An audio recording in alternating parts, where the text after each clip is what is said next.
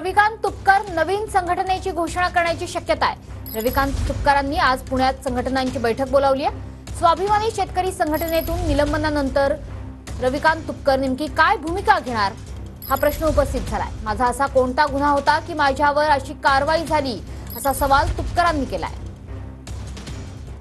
आपल्याबरोबर स्वतः रविकांत तुपकर आहेत।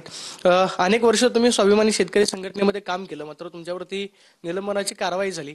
आज तुम्ही बैठक बोलवलेली आहे। नव्या संघटनेची किंवा नव्या पक्षाची तुमच्याकडून घोषणा होऊ शकते? नाही, असं काही अजून ठरलेलं नाहीये।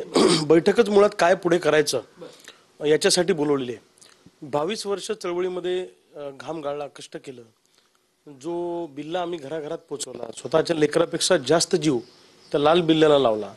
म्हणजे लेकरू आजारी पडलं तर कधी आम्ही दवाखान्यात नेलं नाही। एखाद्या लेकराला आईपासून तोडणं जसं असतं तशा पद्धतीची अवस्था आज माझ्यासारख्या कार्यकर्त्याची झालेली आहे। राज्यभर फिरताना अनेक तरुण कार्यकर्ते आम्ही तयार केले, त्यांना नेता केला, अनेक जण निवडून आणले स्थानिक स्वराज्य संस्थांमध्ये, कोणाला कुठे निवडून आणलं, खूप प्रयत्न केले। राजू शेट्टी असं वागतील असं मला स्वप्नातही वाटलं नाही। म्हणून आज माझ्या सगळ्या राज्यातल्या प्रमुख सहकाऱ्यांची एक बैठक बोलवलेली आहे। त्या बैठकीमध्ये साधक बाधक चर्चा होईल, विचार मंथन होईल, चळवळी का क्षीण होत चाललेल्या आहेत, चळवळ कशी पुढे न्यायची आहे, या अनुषंगानं राजकीय दिशा ठरवण्याच्या अनुषंगानं सगळी साधक बाधक चर्चा त्या बैठकीमध्ये होणार आहे आणि मग तिथे पुढची दिशा ठरणार आहे। Camera person Milind Sonawane, Pradeep Kapse, TV9 Marathi,